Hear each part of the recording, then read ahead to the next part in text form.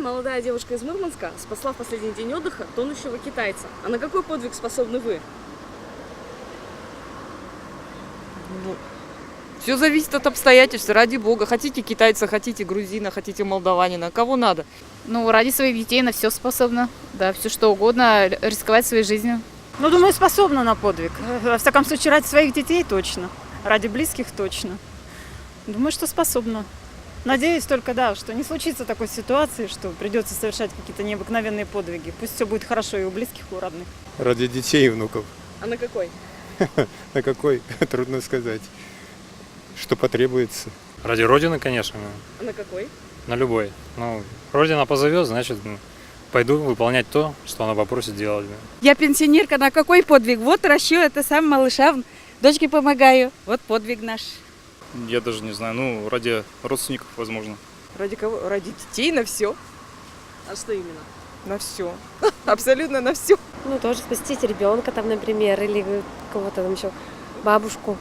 Ну, там любого, кого угодно. Когда-то были способны за родину. Она была нас главная. А теперь нас за семью, наверное, за детей. А на какой? А какой может быть подвиг? То, что ты преодолеваешь себя и преодолеваешь опасность. Да, я готов на все что угодно. Ради любимой девушки и ради своих родственников. Наверное, ради Родины.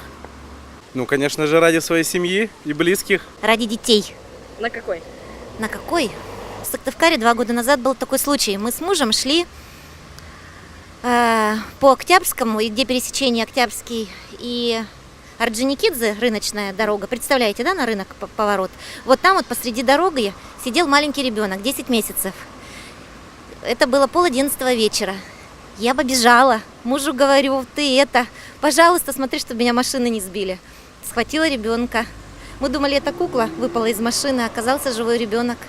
Правда, грязный, чумазый, с 2 как сказать, деревянных домов, которые рядом по Октябрьскому. Ребеночек оказался оттуда. Выполз ночью у пьющей мамы. Так что ну на что я готова? На все.